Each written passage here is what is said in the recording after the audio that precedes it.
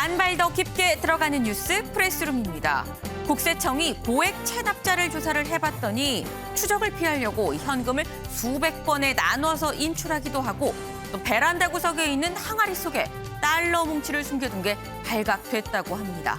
이런 노력, 발전적인 일에 들였다면 얼마나 좋았을까 하는 생각이 드네요. 프레스룸 지금 시작합니다. 문재인 대통령과 윤석열 당선인, 신구 권력 사이 갈등의 골이 점점 심해지고 있습니다.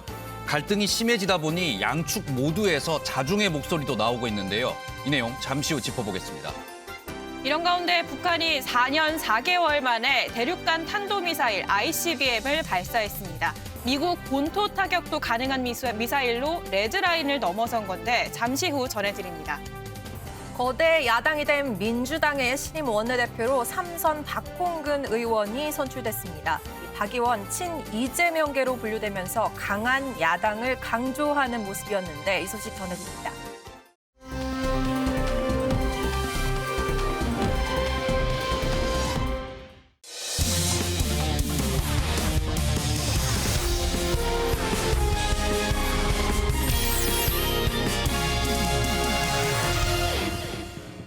네, 즐거운 금요일, 즐거운 큐시트 회의 시간입니다. 오늘의 첫 번째 아이템 유호정 기자가 준비했죠? 네, 맞습니다. 제가 준비한 첫 번째 아이템, 신구 권력 충돌 틈타 미사일 발사한 북한.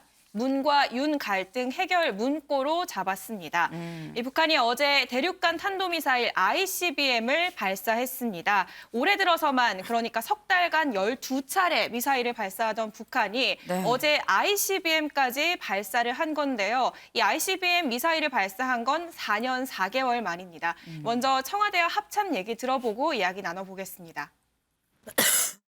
원인철 합참의장은 연합사령관과 북한의 ICBM 발사 직후 화상회의를 통해 상황을 긴밀히 공유하고 한미연합방위 태세를 굳건히 할 것을 확인하였습니다.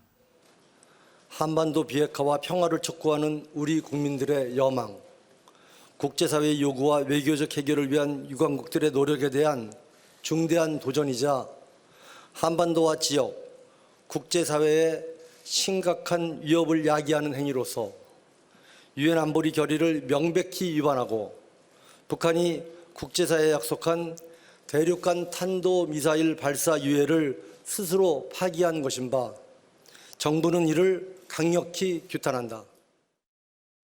이번 발사 북한 매체에도 대대적으로 보도가 됐는데요. 김정은 위원장은 발사 명령을 내린 뒤 직접 현장을 찾아서 ICBM 화성 17형 시험 발사 전 과정을 챙긴 것으로 나타났습니다. 지금 보시는 것처럼 친서로 되어 있는 명령서 이 역시 매체 사진으로 공개한 상황이고요. 네. 이 시험 발사 성공에 환호하는 모습까지 매체에 실린 상황입니다.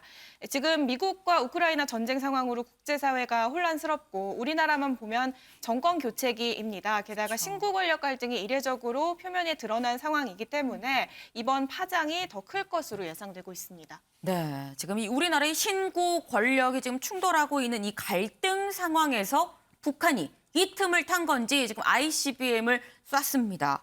근데 이게 ICBM이 대체 뭐길래 사실 아까 유호정 기자 그랬잖아요. 지금 이 세 달 동안 한 12번의 미사일을 쐈다. 근데 그동안은 이렇게 정말 소위 말해서 난리가 나지 않았습니다. 그런데 ICBM이 대체 뭐길래 이렇게 우리나라뿐만 아니라 전 세계가 난리인 건지 좀 짚어봐야 되지 않을까요? 네, 위력과 거리가 그동안 12차례 쏜 미사일보다 훨씬 멀고 큽니다. 일단 ICBM은 대륙간 탄도 미사일인데요. 말 그대로 핵탄두를 장착하고 한 대륙에서 다른 대륙까지 격추할 수 있는 그런 미사일입니다. 공격이 가능한 미사일이고요.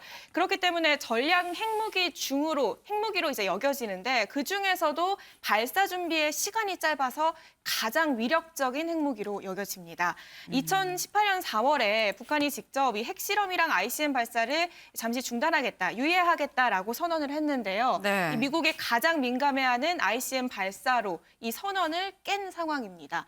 가장 멀기 때문에 미국도 공격이 가능한 상황이고요. 그만큼 가장 민감한데 국제사회 정세가 지금 혼란스럽고 바이든이 자리를 비운 사이에 이 틈을 타서 이 미사일을 발사하면서 국제사회에서도 좀 주목을 하고 있는 상황입니다. 게다가 좀 도발 수위도 네. 최대한으로 끌어올린 상황인데요. 사실 북한이 미사일을 ICBM을 쏜 건 이번이 4번째입니다. 네. 그런데 지난 3번에 비해서 훨씬 그 위력이 컸습니다. 거리도 고도도 훨씬 높아진 상황인 건데요. 이 때문에 북한이 완전히 핵무기를 다시 장착하겠다라는 선언으로 여겨지고 있기도 합니다. 네, 이게 지금 보니까 이 그냥 미사일이 아니라 ICBM이기 때문에 대륙간 탄도미사일이라 대륙에서 대륙으로 다시 말해서 이 사거리가 굉장합니다. 전 세계 어디에도 지금 떨어뜨릴 수 있는 뭐 공격할 수 있는 그런 상황인 건데 심지어 앞서 쏜 것보다도 훨씬 이 사거리가 크고 성능이 굉장히 좋아졌다라는 얘기입니다. 위협적인 상황이긴 한데 이현정 위원님. 네.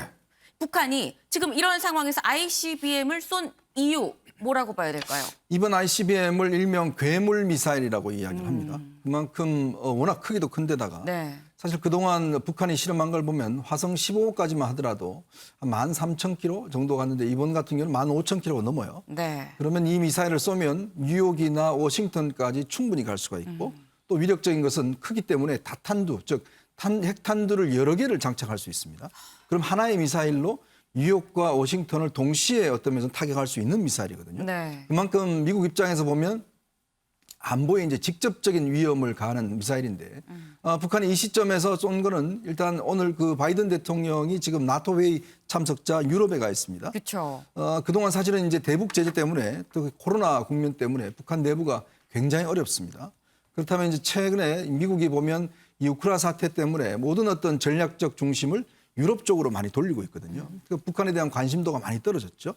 그래서 이제 이 관심도를 좀 끌어올리기 위한 것이다. 특히 우리나라에 지금 정권 교체기지 않습니까? 우리가 네. 2017년도에도 북한이 보면 문재인 대통령 취임 이후에 굉장히 많은 미사일 도발이 있었습니다.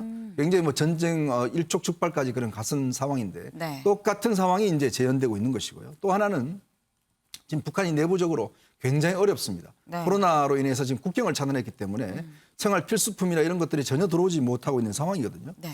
오는 4월 15일이 우리가 소위 태양절이라고 그래서 네, 네. 김일성 주석 탄신 110주년입니다. 그런 면에서 보면 아마 그 앞두고 이렇게 미사일을 쏜 것은 내부 체제 결속을 좀 강고히 하겠다. 참 어려운 상황에서 우리가 이렇게 미사일을 가지고 있다. 이런 것들을 좀 자랑하기 위한 이중포석이 아닌가 그렇게 해석을 하고 싶습니다.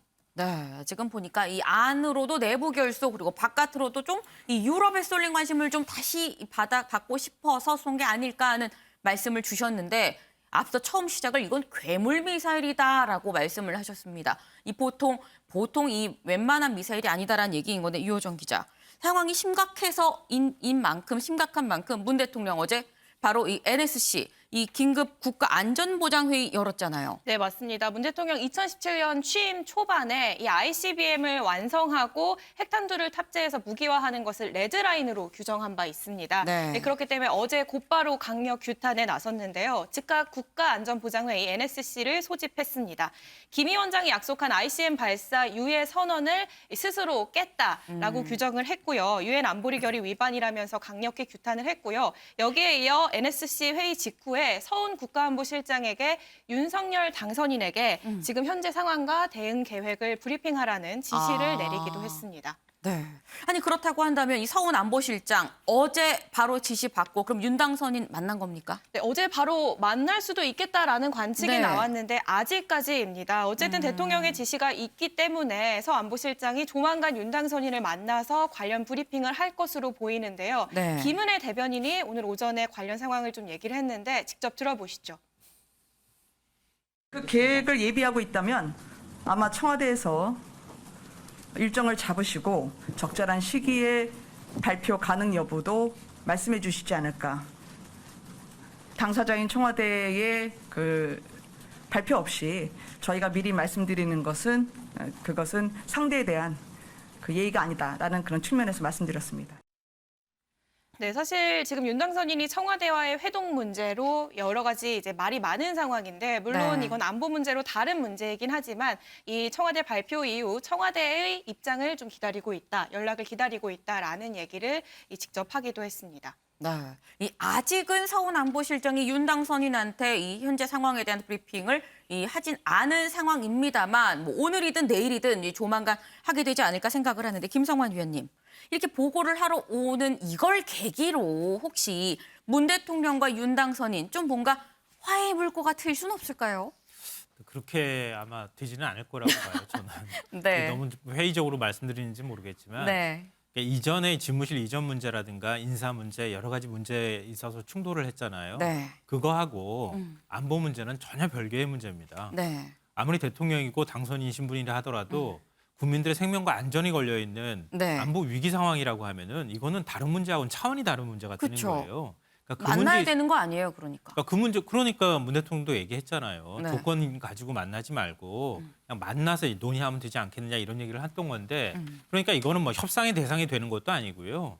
이거를 가지고 미리 사전에 조율할 필요도 없는 겁니다. 네. 문 대통령이 적극적으로 협조하고 당선인도 지금 북한의 상황이나 이런 것들에 대해서 우리 정부가 가지고 있는 정보가 있을 거 아니겠습니까? 네. 그런 것들을 당선인하고 공유하고 또 앞으로 더 추가적인 도발이 있을 수 있는데 그럴 경우에는 어떻게 대처하면 좋겠는지 이런 부분에 대해서는 의견을 좀 맞댈 필요가 있다 이렇게 생각하고요. 네. 그래서 윤 당선인 측에서도 만약에 계기가 이게 될 수 있다고 한다면 지난번에 이제 나흘 전에 문 대통령이 집무실 이전 계획이 무리하다 이렇게 얘기하면서 안보 공백을 얘기했을 때 네네. 그때 선거 불복이라는 얘기를 했었단 말이에요.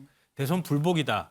뭐 이런 얘기를 하지 말고 안보 공백이다. 뭐 이런 부분에 있어서 국민적 우려가 있을 때에는 네. 그냥 적극적으로 같이 하는 모습을 보여주는 게 좋겠다. 네. 그게 국민들의 뭐 문 대통령하고 환하게 웃고 만나는 이런 걸 떠나서 안보실장을 통해서든 어떤 방식으로든 국민의 불안감을 덜어줄 필요가 있다 이렇게 생각합니다. 네, 사실 북한 도발을 명분으로 해서라도 좀 빨리 두 사람이 만났으면 하는 생각을 아마 많은 국민들이 하지 않을까 하는 생각을 좀 해보는데 어제 사실 실무선이 아니라 이 당사자들 문재인 대통령, 윤석열 당선인이 이 직접적으로 좀 충돌을 했습니다. 저희가 전해드렸는데 김현 기자, 예. 이 그 여진이 오늘까지 계속 이어지고 있습니다.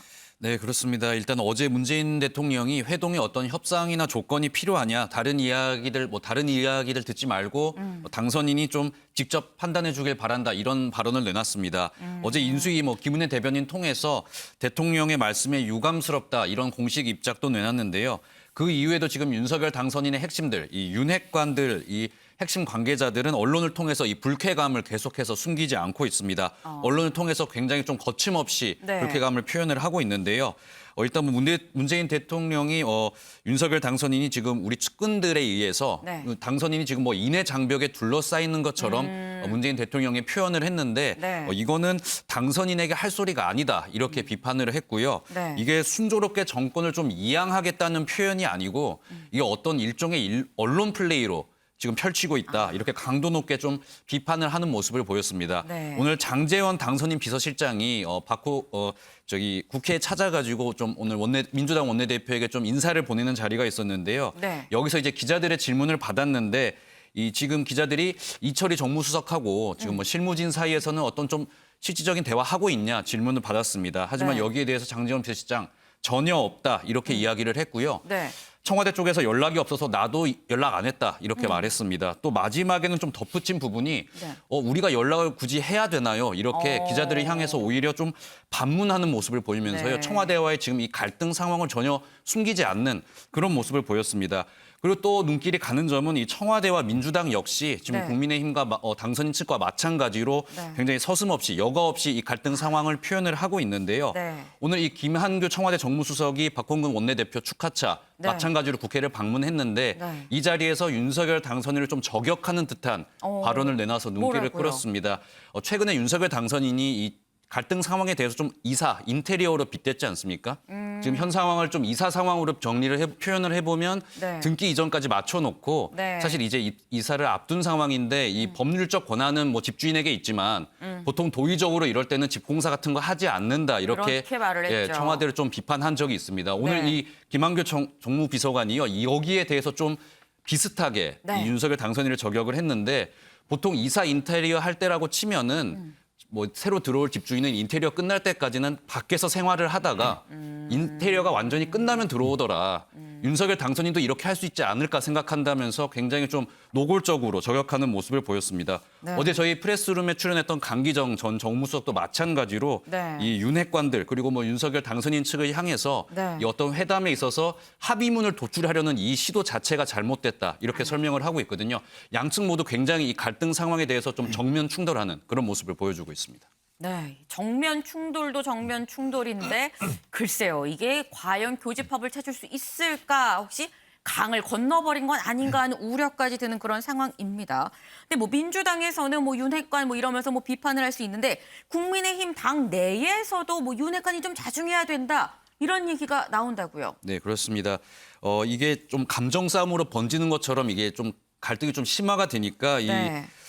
국민의힘 내부에서도 지금 윤핵관들, 측근들이 좀 자중해야 한다 이런 자중의 목소리가 나오고 있습니다.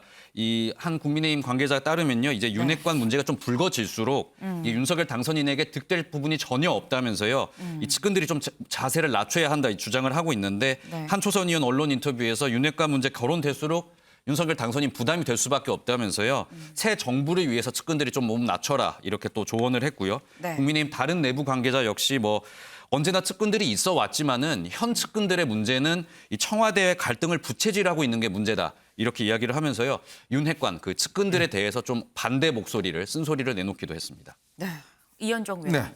윤핵관 논란이 또 등장을 했습니다. 네. 그런데 이 앞서서는 당내 뭐 내홍의 문제였었어요. 그런데 이번에는 이 신구 권력 갈등에도 윤핵관이 원인인 것처럼 일단 이 언급이 되고 있는 상황입니다. 어떻게 보세요? 글쎄요, 이게 지금 청와대와 갈등이 근본 원인이 뭐 윤핵관 때문이다 저는 그렇게는 보진 않아요. 이거는 이제 기본적으로 지금 인사권을 둘러싸고 예전에도 이제 항상 인수인계 과정에서 보면 그 걸쳐 있는 인사권을 네. 누가 이행할 것인가 이걸 두고 항상 이제 갈등을 빚어왔었는데 네. 이거 대충 이제 그동안 되어왔던 것들이 당선인의 뜻을 존중해서 현 대통령이 임명하는 형식이었단 말이죠. 네. 근데 지금은 보면 오히려 이제 지금 문재인 대통령이 거듭 이야기를 했지만 인사권은 나한테 있다라는 문제를 강조하고 있지 않습니까? 네. 아주 예민한 지금 감사위원 임명권만 해도 그렇습니다.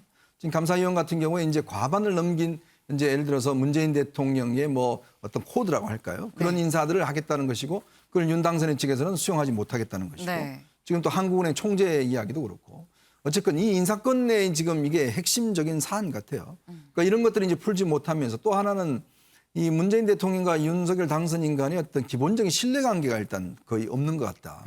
특히 어제 문재인 대통령이 딴 사람 이야기 듣지 말고 본인이 판단해라. 네. 이야기를 한 게 어떤 면에서 보면 윤석열 당선인 좀 굉장히 좀 모욕적인 이야기로 들릴 수가 있습니다. 그 뭐냐면 당신은 혼자 결정하는 게 아니라 딴 사람 때문에 휘둘린다. 이런 의미로 또 인식할 수가 있는 네, 거거든요. 네. 그러니까 이게 점점 이제 직접적인 언급이 있으면서 서로 이제 이 그 갈등의 요소 자체가 굉장히 증폭되어 가는 상황 같아요. 그러면 여기서 어쩌면 중재를 해야 되고 또 중재를 이뤄내야 되는데 문제는 이게 이 중재 채널이 상당히 지금 희박하다는데 문제가 있는 것 같습니다. 그래서 이제 당내에서는 이제 그 중재 역할을 맡은 윤석열 핵심 윤핵관들 보통 이런 분들이 이제 너무 갈등을 부추긴 게 아닌가라고 이야기를 하고 있긴 한데 네. 저는 근본적으로 윤 당선인과 문재인 대통령 입장이 워낙 확고하기 때문에 이 부분에 대한 타협점을 사실은 실무선에서 잡기가 굉장히 어려운 상황 아닌가 그렇게 보고 있습니다. 네, 지금 이 상황은 엄밀히 말하면 윤핵관이 문제가 아니고 그냥 문재인 대통령과 윤석열 당선인 사이에 신뢰 자체가 없는 게 문제가 아니냐라고 말씀을 주셨는데 김성환 의원님 어떻게 생각하세요? 만나야지 신뢰가 생기는 거 아닙니까? 만나지도 않았는데 어떻게 신뢰가 생깁니까? 네. 대화라는 건 거기서부터 시작되는 거거든요. 우리가 왜 만나서 밥 먹자는 얘기 많이 합니까? 아니 근데 지금 그러면은 이게 닭이냐 달걀이냐 아니에요? 만나야지 생기는데 신뢰가 없어서 못 만나고 이거 어떻게 해야 되는 거예요? 그러니까 첫 단추가 잘못 깨지니까 또 네. 만나기가 굉장히 어려운 아주 복잡한 상황으로 지금 꼬인 거 아닌가 싶은데요. 네. 지금 윤핵관 말씀하셨지만 우리 뭐 어떤 사고도 그렇지만 전조 증상이라는 게 있는 거잖아요. 근데 실세, 측근 이렇게 불려가지고 그런 사람들이 대통령 주변에 있는 거 좋은 평가 받아본 적이 별로 없어요. 예를 들면 2016년 이제 국정농단 사태 벌어졌을 때 뭐 비선 실세 이렇게 얘기가 나왔었잖아요. 근데 그거는 현상적으로 튕겨져 나온 것일 뿐 원래 원인은 그보다 한 2년 전부터 시작된 거예요. 정윤의 문건이 터지고 십상시 얘기가 나왔을 때부터 그때부터 비선들이 개입해서 정치를 좌지우지하고 있다. 국정 운영을 좌지우지한다는 얘기가 나왔단 말이에요. 네. 7인회 얘기도 나왔었고요. 네. 그게 나중에 결국은 파등이라고 하는 초유의 사태로까지 연결이 됐던 거예요. 그러니까 그런 부분들을 우리가 지금 지켜봤기 때문에 이렇게 대통령 측근이라고 불리는 이른바 윤핵관이라고 하는 사람들이 너무 목소리를 강하게 내면 그러면 옆에 있는 사람도 불편하고 오히려 나중에 가서 대통령 주변에서 일종의 문고리 권력이 되지 않을까라고 하는 우려가 나올 수밖에 없는 상황이다. 이 말씀 드리고요. 네. 그리고 저는 지금 윤 당선인 측에서 뭐 부동산 매매에 뭘 비유한다거나 이런 것도 좀 적절치 않다고 보고요. 윤 당선인이 그동안에 검찰총장 시절부터 지금까지 대통령이 되기까지 국민들한테 일종의 정치적 자산으로 쌓아왔던 게 법치. 이건 네. 계속 강조했잖아요. 그리고 시스템 이거였어요. 근데 지금 윤핵관들이 얘기하거나 이런 거 보십시오. 그거 다 무너지는 거잖아요. 법치라면서요. 그러면 시스템이라고 하면 그 시스템에 맞춰서 개인적인 의지를 넣는 게 아니라 그럼 대통령 임기 끝까지 대통령의 권한을 존중해주고 그다음에 뭔가를 당선인이 이어받아야 되는 게 맞을 거고요. 검찰총장 임기 남았으면 임기 보장해야 되는 거고. 감사위원 임명하는 문제도 역시 마찬가지라고 보거든요. 그것도 역시 지금 대통령이 임명할 수 있는 거 아니에요? 이른바 최재형 전 감사원장 있었을 때 그때 문 대통령이 임명했는데 임명한 감사원장이 문 대통령을 정면으로 치받아 버렸잖아요. 그렇죠. 대통령이 임명한 감사원장도 그렇게 치받을 수 있으면 문 대통령이 임명한 감사위원도 치받을 수 있는 거예요. 어찌 보면. 그게 시스템인 거거든요. 근데 감사위원 내가 내 마음에 드는 사람 임명하겠으니 대통령 인사권 행사하지 마시오. 나한테 허락받으시오. 이게 오히려 시스템을 무너뜨리는 것이다. 그러니까 너무 당선인 측에서 그런 요구들을 하면서 합의문 작성하고 그거 없이는 우리는 못 만나.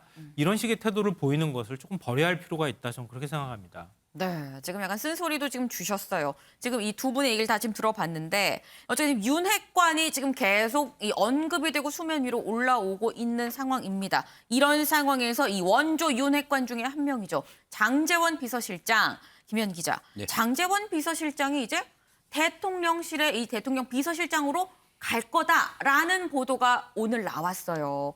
이게 진짜인지 팩트 확인해야죠. 네, 그렇습니다. 일부 매체에서 지금 윤석열 정부의 이 초대 대통령 비서실장으로 지금 현재 장제원 현 당선인 비서실장이 유력하다, 이런 기용이 유력하다는 보도가 이어졌습니다. 네. 이 말씀하신 대로 뭐 원조 윤핵관으로 꼽히는 장제원 비서실장 오늘 국회 방문했을 때 기자들의 뭐 이런 질문을 계속 이어졌는데요. 일단 장제원 비서실장 뭐 굉장히 확신에 차서 대답을 내놨다고 하는데 어떻게 답했는지 직접 들어보겠습니다. 우리 당선인으로부터 당선인 비서실장 지명을 받을 때 제가 말씀을 드렸어요. 저는 새로운 정부 잘 만들어서 당선인을 대통령실로 모셔다 드리고 여의도로 돌아오겠습니다. 그런 말씀을 드렸는데 그 생각에는 전혀 변함이 없고요. 제가 좋은 비서실장님 한 3회에서 5배수 선정을 해서 당선인께 보고 드릴 생각입니다. 네, 지금 일어나고 있는 뭐 윤핵관을 둘러싼 갈등이 좀 부담이 돼서 저런 발언을 했는지 모르겠지만 네. 일단 장제원 비서실장 자신이 청와대 대통령 비서실장으로 들어가는 일은 없다 이렇게 확답을 내놨습니다. 대통령 비서실 들어갈 일 없고 새 정부가 출범하면 자신은 여의도로 이제 국회로 돌아오겠다 이렇게 표현을 했습니다. 그리고 윤석열 당선인에게도 뭐 본인이 계속 이 뜻을 얘기해 왔는데 네. 뭐 이 생각은 지금도 변함이 없다 이야기를 하면서요. 나중에 비서실 뭐 취임하면은 비서실장 후보 추려가지고 본인이 당선인한테 전달을 하고 윤석열 당선인이 전하면 그때 본인은 이제 비서실장 임무를 완수를 하고 이제 떠나겠다 이런 뜻을 확실하게 밝힌 상황입니다. 네. 지금 사실 신구 이 권력 충돌에 대해서 저희가 좀 짚어보고 있는데 이 신구 권력 충돌이 뭐 단순히 청와대와 인수위 여기에서만 있는 게 아니라 어제 저희도 잠깐 말씀을 해드렸었죠. 지금 법무부와 인수위 사이에서도 충돌이 일어나고 있습니다. 김현 기자, 이게 오늘도 현재 진행형인 걸까요? 그렇습니다. 이게 계속 현재 진행 중입니다. 이 시간대별로 저희가 짧게 좀 정리를 해드리려고 하는데요. 네. 일단 그제 박범계 법무부 장관이 이 기자간담회에서 이 수사지휘권 폐지에 대한 윤석열 후보 당선인의 공약에 대해서 이제 반대 입장을 재차 밝혔습니다. 네. 그러자 이제 다음 날인 어제 원래대로라면 인수위가 법무부에 업무 보고를 받기로 되어 있었는데 인수위가 법무부 업무 보고는 우리가 받지 않겠다 이렇게 발표를 해버렸습니다. 네. 이때가 오전 9시쯤이었는데요. 네. 9시 30분에 업무 보고가 예고가 되어 있었습니다. 그래서 아마 법무부는 업무 보고 준비까지 다 하고 아마 출발까지 마쳤을 것으로 지금 예상이 되는데 보고하기 30분 전에 이 네. 보고받지 않겠다 통보를 받은 상황이었고요. 이러면서 이 초유의 업무 보고 연기 사태가 벌어졌습니다. 일단 어제 그 인수위의 이제 담당 부서죠. 정무사법분과 이용호 국민의힘 의원 같은 경우에는 이 떠날 장관이 박범계 법무장관을 지칭하면서 떠날 장관이 왜 굳이 개인 이야기를 해서 부처에 가이드라인을 주느냐, 이거는 새 정부에 대한 예의가 아니다, 이렇게 비판을 했고요. 네. 오늘 안철수 인수위원장도 이 법무부 업무 보고는 일단 다음 주 화요일까지 연기가 된 상황이다, 이렇게 네. 이야기하면서 마지막에 이유는 모두 아실 것이다, 아. 이렇게 좀 무언의 비판을 가하기도 했습니다. 앵커 말씀하신 대로 다음 주 화요일까지 업무 보고가 좀 연기가 되면서요. 이 네. 갈등도 계속 현재 진행형으로 진행이 되고 있습니다. 네, 지금 이 갈등이 전방위적으로 이 표출이 되고 있는 그런 상황이 아닌가 하는 생각이 드는데, 그러다 보니까 김영 기자, 이런 상황에 대해서 사실 김은혜 당선인 대변인이 매일 아침 지금 기자들하고 브리핑하고 질의응답을 받고 있어요. 그렇습니다. 기자들 송곳 질문을 던졌던데요. 네, 그렇습니다. 이런 뭐 갈등 상황이 계속되다 보니까 기자들 오늘 브리핑에서 김은혜 대변인에게 윤석열 대변인이 뭐 후보 때부터 계속 강조를 해온 게 이 협치인데 지금 이 협치 사라진 거 아니냐, 이렇게 좀 날선 질문을 던졌습니다. 이에 대해서 김은혜 대변인이 직접 대답을 했다고 하는데요. 직접 들어보시겠습니다. 국민들이 많이 힘드시죠. 예.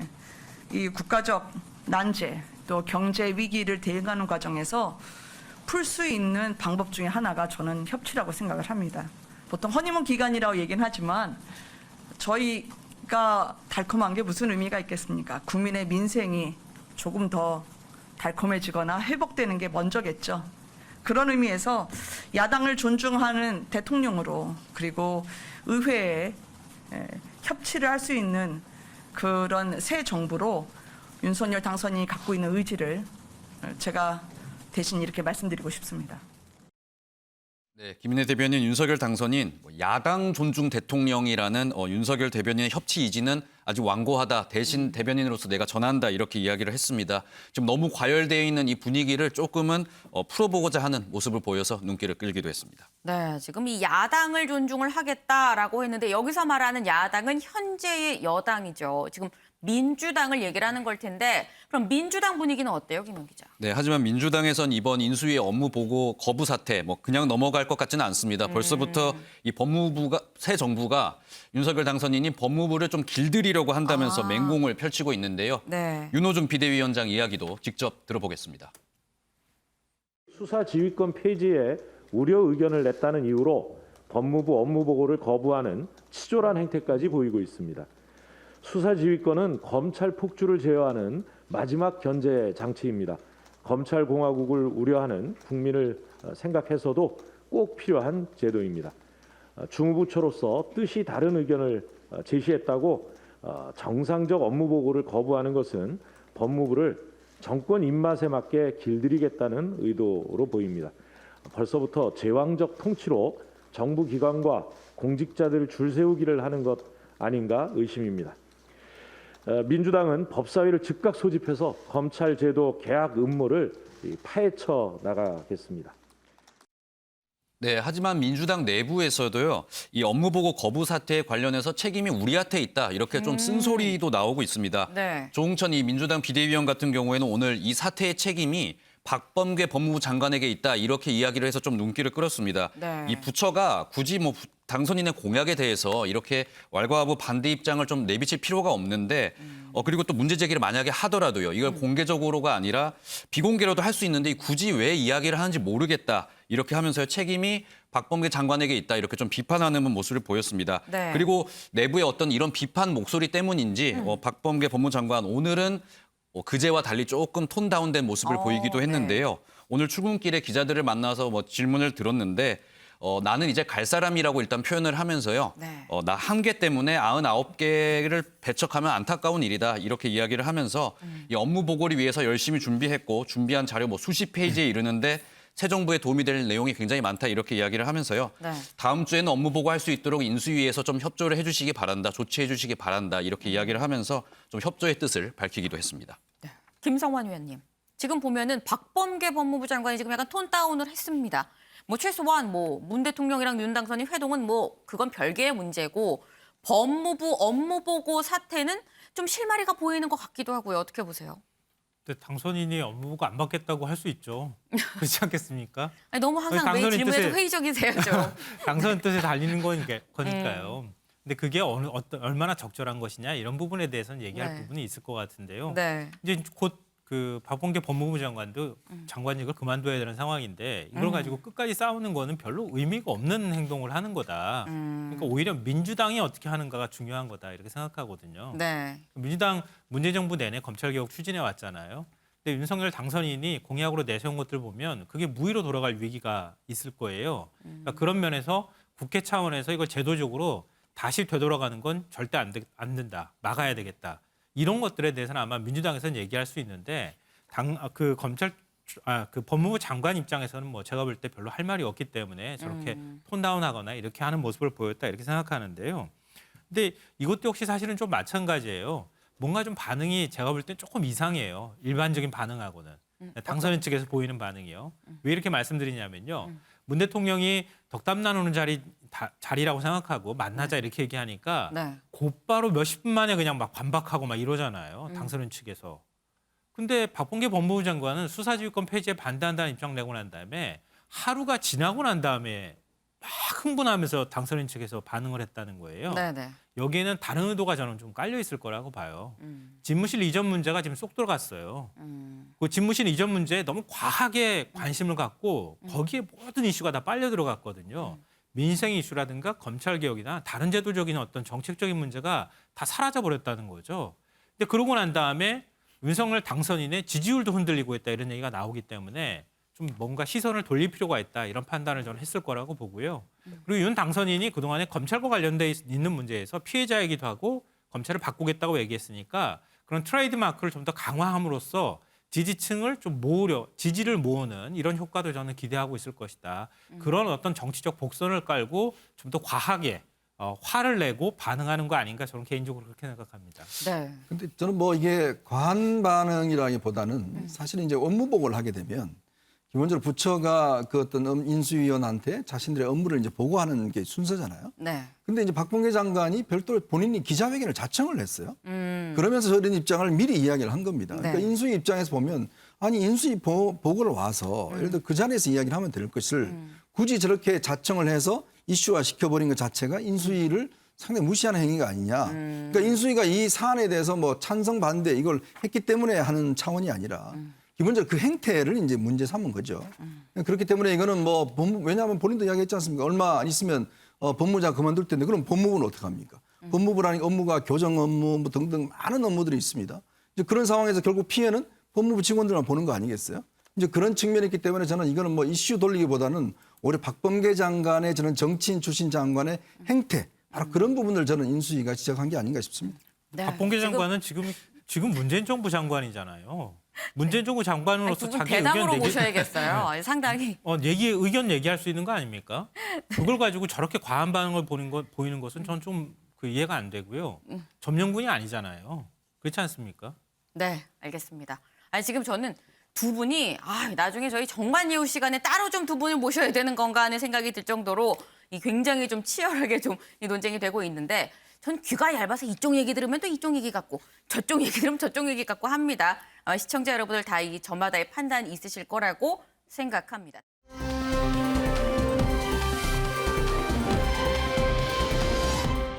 다음 아이템은 이수아 기자가 준비했죠? 네, 박근혜 전 대통령 소식 좀 준비했습니다. 어제에 이어서 전해드리는데요. 제목은 윤 당선인, 이 문재인 대통령보다 박 전 대통령 먼저 만날까입니다.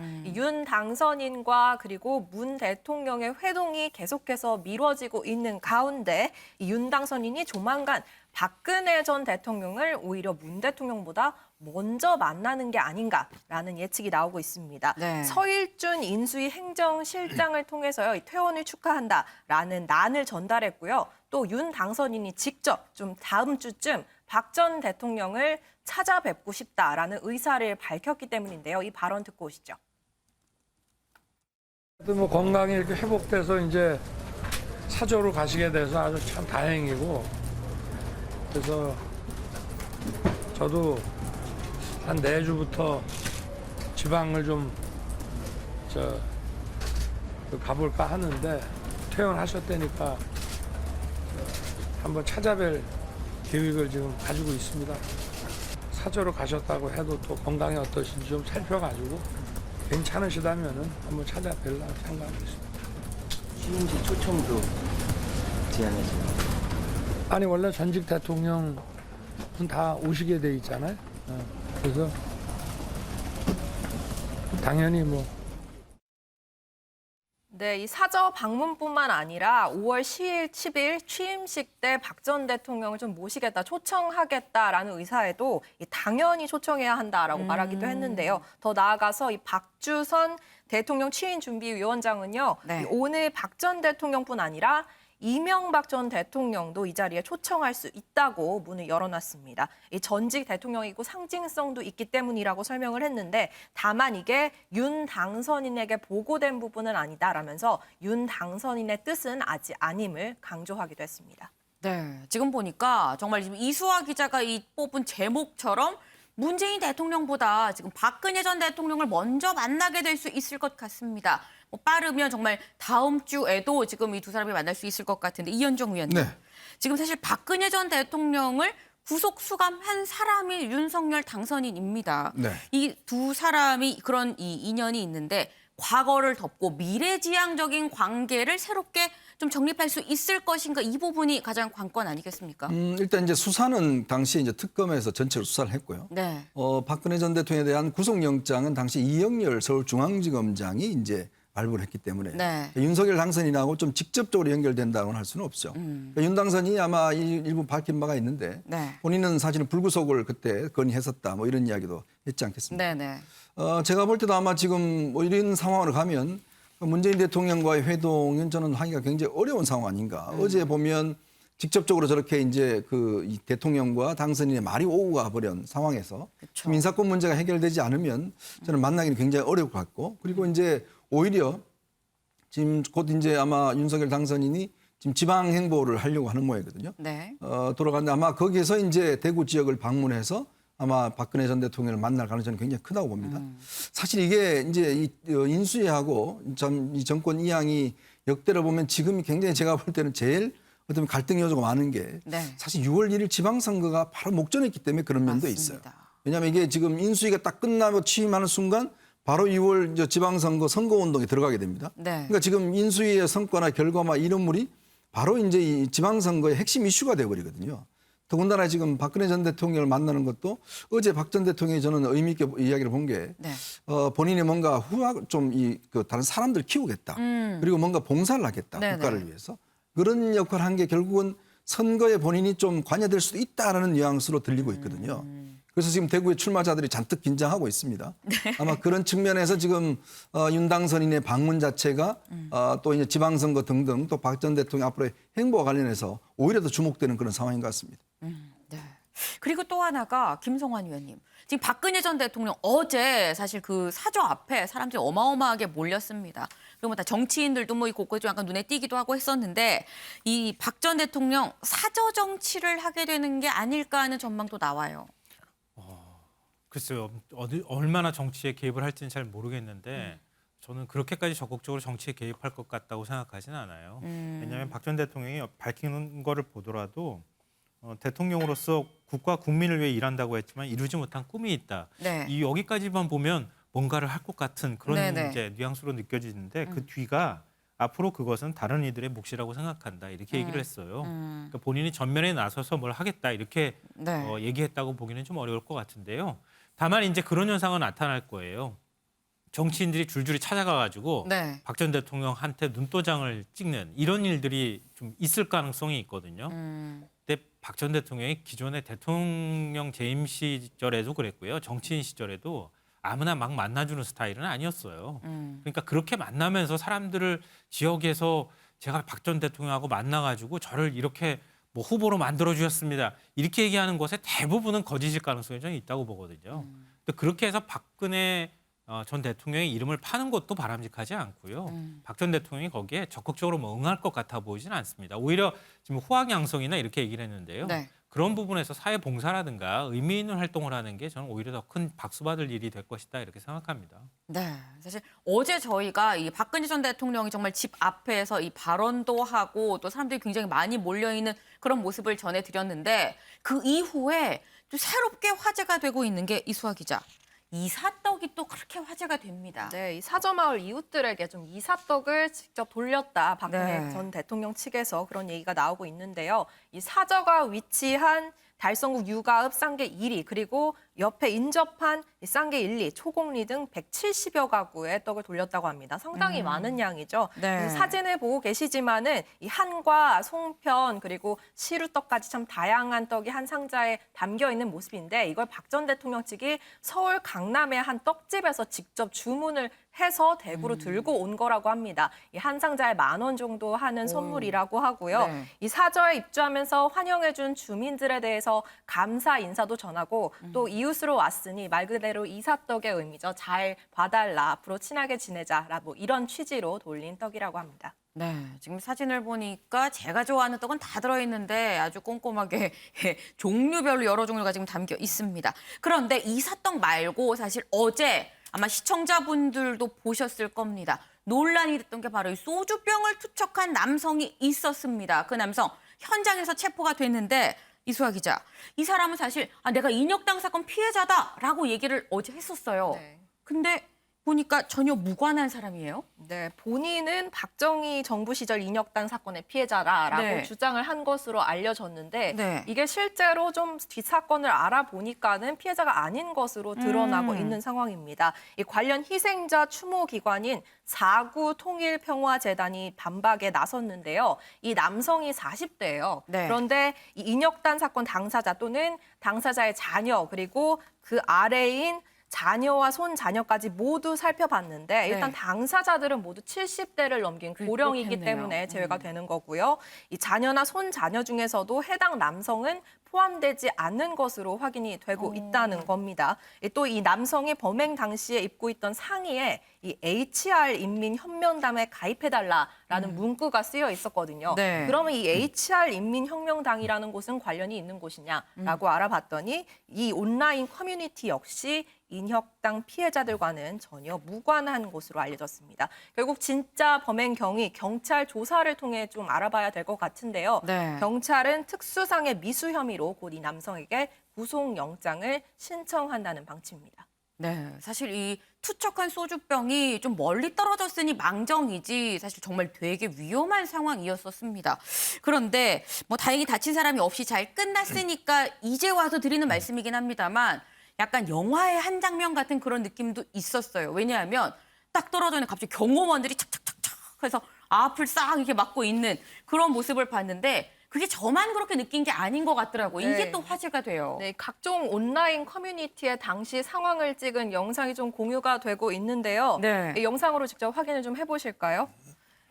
보시면은 소주병이 날아드는 그 시점에 한 네. 경호원이 팔을 번쩍 들면서 저쪽에 보이시죠? 네. 한마디로 육탄 방어를 하는 모습입니다. 네. 이 경호원들이 그 뒤에는 뭐 기습이다, 어무해를 외치면서 좀 박 전 대통령 곁으로 다가가는 모습이 보였고요. 네. 또 아까 먼저 팔을 번쩍 들면서 이 경호에 나섰던 이 경호원은요, 발 바로 밑에 소주병이 떨어져서 파편이 튀는지 안 튀는지 이것까지 확인을 한 다음에 박 전 대통령에게 달려가는 모습이었습니다. 일단 이 경호원들은 모두 대통령 경호처 소속입니다. 이 원래 대통령 이 경호는 이 경호 임기 만료가 5년까지예요. 그래서 네. 오는 3월 10일에 경호가 끝나는 상황이었는데 박 전 대통령 측에서 좀 요청을 해서 5년 더 경호 기간이 늘어난 상황이고요. 이 보통 현직에 함께했던 팀이 전직 대통령이 되더라도 신분이 되더라도 따라오는 경우가 있는데요.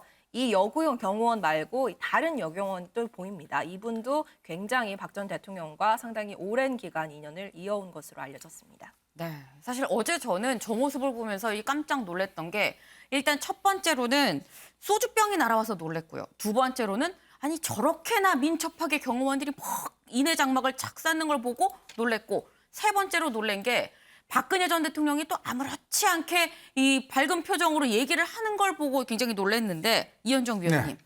사실 이건 테러거든요. 그렇죠. 사실 이제 선거 유세 때 이 민주당 송영길 대표도 그래서 이 다치지 않았습니까? 근데 왜 여야 할 것 없이 자꾸 이런 일이 생기는 걸까요? 그러니까 참 정치의 테러가 아마 박 전 대통령이 가장 최대 피해자였잖아요. 예전에 아시겠지만 커터칼 테러 사건이 그렇죠. 있었고 사실 이걸 병원에 입원하신 이유도 그때 다친 상처가 굉장히 좀 이게 문제가 돼서 이번에 오랫동안 장기간 입원하셔서 아마 트라우마가 많이 있으실 것 같습니다.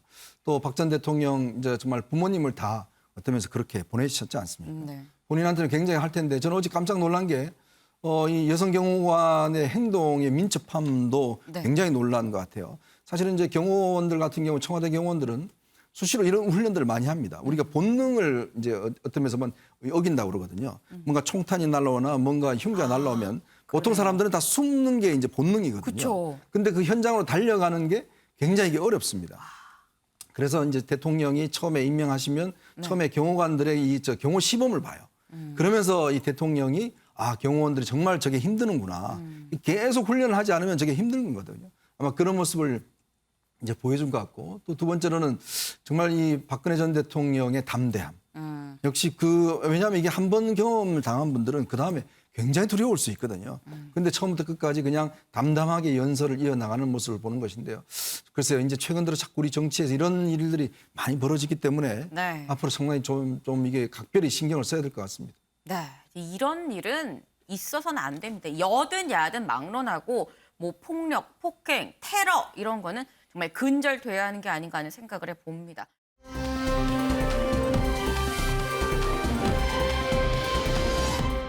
다음 아이템은 이수아 기자가 준비했죠? 네, 제가 이어서 준비해봤습니다. 민주당 소식인데요. 제목은 친명 박홍근 의원 선택한 민주당입니다.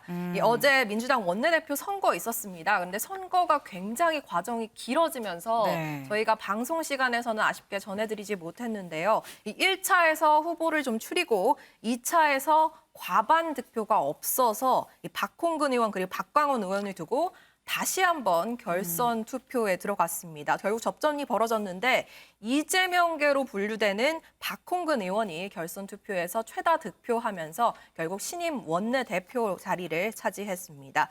이 박 원내대표 계속해서 강한 야당을 좀 강조하는 모습이었는데요. 네. 당선 소감부터 오늘 비대위 발언까지 듣고 오실게요.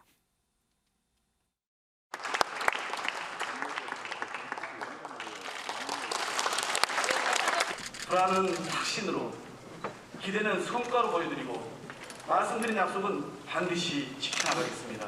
진심으로 감사합니다. 고맙습니다. 신임 원내대표 박홍근입니다. 앞으로 들어설 새 정부 여당에 대한 견제와 균형, 원내 제1당으로서 민생과 입법을 주도해야 한다는 무거운 책임감을 먼저 갖습니다. 유능한 민주당, 강한 야당, 민생 중심 정당을 만들겠습니다. 여야가 얼마만큼 협력하는가는 전적으로 윤석열 당선자의 의지와 국민의힘 태도에 달려 있습니다. 네, 원래 박홍근 의원은요, 예전에는 옛 박원순계 또는 고 김근태 의원과 가깝기 때문에 이 민평연계로 분류가 됐었습니다. 네. 그런데 최근에 대선 과정에서 이재명 전 경기지사의 비서실장을 맡으면서 친이재명계로 새로 분류되고 있는 인물이라는 점 말씀드립니다. 네. 아니 그렇다고 한다면 친이재명계 새 원내 사령탑. 이거 이재명 고문은 뭐라고 했을까요? 네, 본인의 이름이 나오고 있는데 네. 또 직접 축하 인사도 전했다고 이 박 원내대표가 직접 밝혔습니다. 네. 이 기사를 잘 봤다. 그리고 앞으로도 잘 하실 것이다라고 믿는다는 얘기를 네. 했고요. 여기에 박 원내대표가 당이 중심을 잘 잡고 잘 해내겠다라고 이 고문에게 밝혔다고 전해졌습니다. 네. 사실 이번 이 원내대표 선거가 김성환 위원님, 네. 지금 보면은 이 이낙연계, 그러니까 친문 이낙연계 대 친이재명계 요렇게 지금 사실 이 대결 구도였었어요. 그런데 결국 친이재명계가 당선이 됐습니다. 요거 어떻게 해석해야 돼요?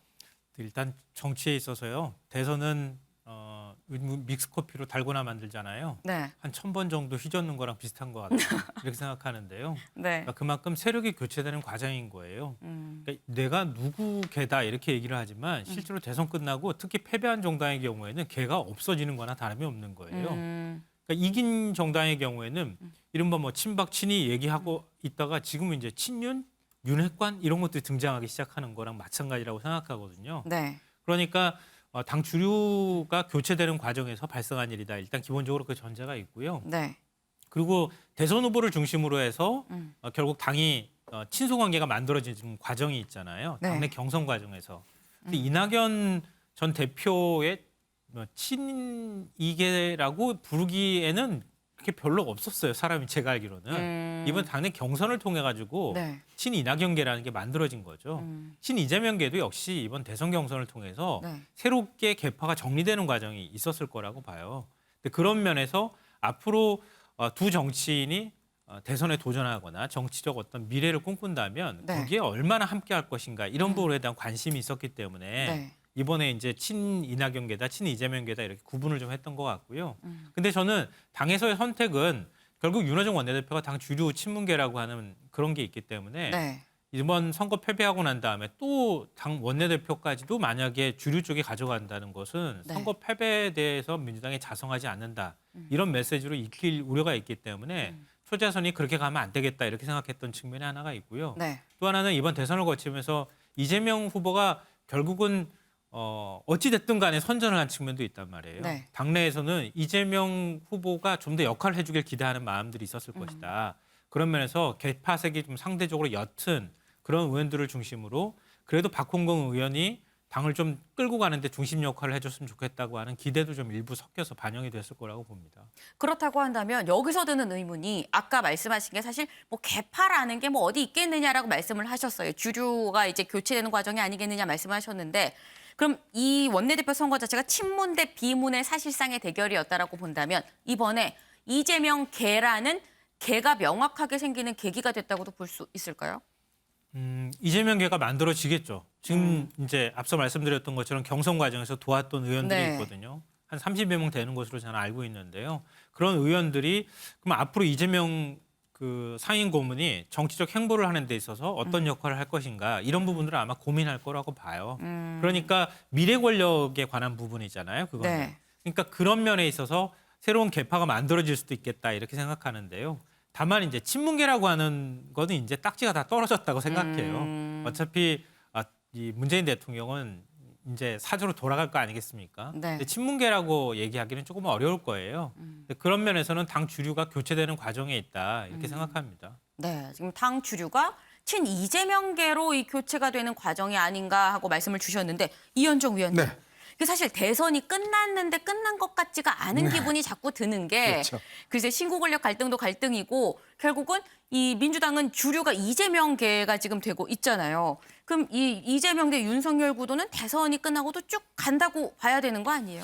당분간 아마 이제 지금 여권에 앞으로 야권이 될 거지만 뚜렷한 차기 주자가 없는 상황에서 네. 일단 이재명 지금 전 후보가 일단 있기 때문에 네. 아마 이제 어떤 면에서 보면 이제 중심으로 잡힐 수밖에 없을 겁니다. 근데 이제 문제는 앞으로 이제 그 친문계에서 어떤 이제 이낙연 후보가 이제 아마 외국을 가신 걸로 알고 네. 가실 걸로 알고 있는데 갔다 돌아오시고 뭐 이렇게 세력을 또 다시 기업한다 그러면 또 이게 이제 어떤 면에서 보면 이제 당 내부에 갈등이 생겨. 또 하나는 이제 아마 선거 이제 집권하고 난 다음에 대장동 문제라든지 법카 문제라든지 이 수사가 지금 걸려 있지 않습니까? 이 결과가 저는 상당히 영향을 미칠 수 있다고 봐요. 그러니까 그렇게 될 경우에 아마 이재명 후보의 다시 재등판이 언제쯤 이루어질 것인가. 네. 아마 8월 달 전당대회가 있는 걸로 알고 있는데 네네. 6월 선거 끝난 다음에 이때 이제 당 대표를 놓고 아마 치열한 접전이 벌어질 겁니다. 이번 같은 경우는 이제 원내대표인데 네. 사실은 지금 윤호중 비대위원장하고 박홍근 지금 원내대표하고는 서로 다른 지금 사이잖아요. 근데 지금 계속 김두관 의원의 이쪽에서 비대위원장 물러나라고 이야기를 그동안 해왔었거든요. 과연 이제 이 둘 관계가 어떻게 형성될 것인가 이것 또한 관심이고 네. 그렇다면 6월 1일 지방선거를 과연 윤호중 체제로 할 수 있을 것인가 이거에 대한 아마 당내 여러 가지 이야기가 있을 겁니다. 그걸 아마 박홍근 원내대표가 어떻게 위상을 잡느냐에 따라서 저는 상당히 당 내분이 확대될 가능성도 여전히 있어 보인다. 그 상황에 따라서 아마 이재명 전 후보의 어떤 실적인 등판 상황도 뭐 여러 가지 아마 변수가 되지 않을까 그렇게 보고 있습니다. 네, 일단 민주당 내부에서는 이 친 이재명계가 주류를 이 확고히 하는 상황이긴 하지만 이재명 고문이 실제로 조기 등판을 하느냐 여부는 아직 좀 몇 가지를 좀 더 봐야 될 것 같다라는 말씀을 주셨는데 지금 보니까 이 거대 야당의 원내 사령탑 선출 이재명 고문만 축하 전화를 한 건 아닙니다. 이호정 기자. 이 사람도 축하 전화를 했어요. 네, 맞습니다. 바로 윤석열 당선인도 어제 박 원내대표에게 전화를 걸어서 축하 인사를 건넸다고 하는데요. 네. 박 원내대표 과거에 민주당의 민생기구인 을지로위원회 위원장이었거든요. 윤 당선인 이 점을 언급하면서 이 소상공인 자영업자 보상에 관심이 있는 저희와 생각이 일치하는 부분이 있다. 네. 국회와 잘 소통해서 협치하길 희망한다라는 얘기를 전했다고 밝혔습니다. 근데 보니까 뭐 전화만 한 게 아니라 실제로 이 본인의 어떤 최측근이죠. 장제원 비서실장을 오늘 직접 보냈습니다. 네, 맞습니다. 오늘 오전에는 장제원 비서실장을 국회로 보내서 이 윤 당선인의 축하 문구가 담긴 축하난을 전달을 했는데요. 네. 박 원내대표도 장제원 실장을 좀 어서 오시라라고 반갑게 반겼고 이 장제원 의원도 굉장히 웃는 얼굴로 축하 인사를 전했습니다. 그런데 이 웃는 표정 속에 좀 뼈있는 덕담도 서로 오갔거든요. 네. 오늘 현장 모습 화면으로 직접 보시겠습니다. 아주 좋은 걸로 여기 제가 직접 가서 선택을 해서 가져왔습니다. 진심을 담아서 축하드립니다. 네, 감사합니다. 네, 저도 어제 저녁에 우리 윤석열 선생님한테 말씀드린 것처럼 안보와 민생에는 여야 없기 때문에 힘을 합쳐야 되고요. 그런데 그 출발은 국회를 존중하고 또 소통하는 겁니다. 오로지 그걸 가장 크게 우선적으로 늘 존중하고 의논 드리고 이렇게 또 하겠습니다. 네, 두 사람 이 난을 건네봤다가 이 난을 붙잡고 인사를 나누는 그런 모습이었는데요. 네. 지금 앞부분에 인사하는 장면만 기자들에게 공개가 됐고 이후에 비공개 회동을 가졌습니다. 그런데 장제원 의원이 이 비공개 회동 이후에 나와서 이 잘못은 따끔하게 비판하시되 새 정부가 열심히 일할 수 있도록 도와달라라는 당부를 드렸다라고 얘기를 했거든요. 결국 안보와 민생을 생각하는 민주당의 입장을 좀 존중해달라라는 이쪽의 입장과 그렇게 존중하지만 앞으로 좀 우리 잘할 수 있도록 협조해달라라는 다른 한쪽의 입장이 오늘 이 축하 인사를 전하는 자리에서도 반복이 되는 상황이었습니다. 네, 지금 이 이호정 기자의 얘기를 들어보면 물론 뼈 있는 얘기를 주고 받긴 했습니다. 하지만 지금 이 문재인 대통령 윤석열 당선인의 회동이 지금 기약이 없는 지금의 현 상황을 따져보면 비교를 해보면 김성환 위원님, 일단 국회에서의 저 대화는 그래도 좀 장밋빛이 아닌가. 또 회의적으로 말씀하실 건가요? 네. 아니, 정치가 회의적이어서 제가 회의적으로 말씀드린 네. 겁니다. 제가 회의적이어서 그런 건 네. 아니고요. 좀 더 회의적인 얘기를 할 수밖에 없을 것 같아요. 그렇군요. 네. 일단 이번에 대선 끝나고 난 다음에 네. 이재명 후보를 지지했던 지지층들이 굉장히 큰 상실감에 빠졌었잖아요. 네.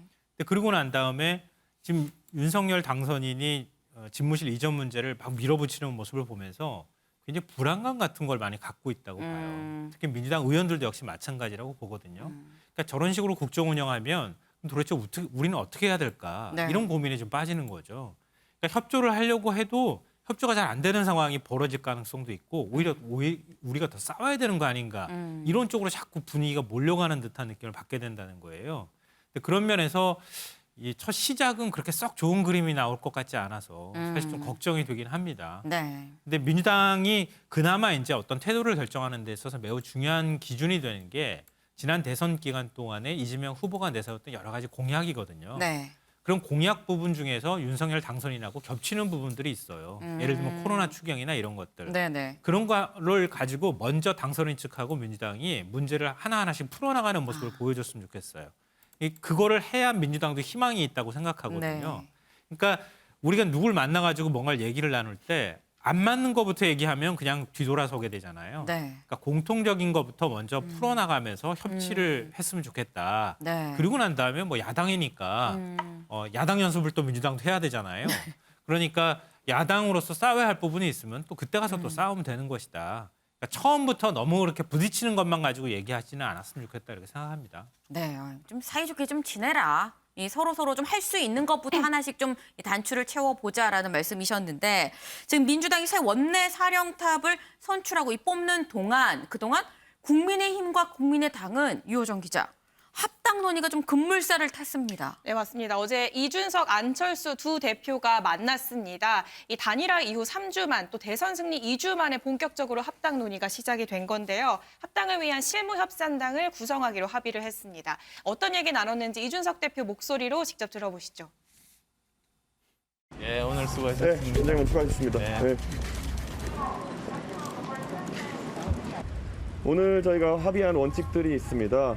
저희가 합당에 대해서 원칙적 공감대를 갖고 있기 때문에 우선은 3인의 실무협상단을 구성하기로 했습니다. 그리고 양당 간의 정강정책, 그러니까 철학의 어쨌든 결합, 융합을 위해 가지고 각 2인씩 해서 정강정책을 협의하기 위한 그런 정강정책 관련 모임을 만들기로 했습니다. 저희는 이번 지방선거에서 통합된 공관위에서 양당의 지방선거 후보자들의 공천을 심사할 것입니다.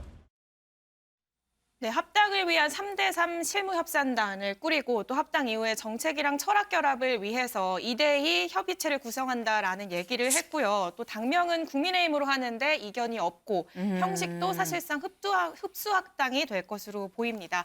2월 지방선거를 둘러싼 갈등이 우려가 됐잖아요. 네. 여기에서는 통합공관위를 출범시켜서 좀 갈등을 없도록 해결하겠다라는 입장을 밝혔습니다. 앞으로 실무 논의를 거치면서 국민의당 인사도 이 통합위에 합류할 것으로 보입니다. 네, 일단 이 윗선에서는 합의를 했고 이제 실무선에서 이걸 잘 좀 풀어가는 일이 남아 있는 것 같습니다. 오늘의 좀 탑 기사를 정해보도록 하겠습니다. 지금 이 나라가 안팎으로 굉장히 좀 시끄럽죠. 그런 만큼 문 대통령 윤석열 당선인의 좀 조속한 회동을 좀 기대하면서 이 ICBM 쏜 북 문윤 갈등 해결의 물꼬가 될까를 오늘의 탑 기사로 결정하겠습니다.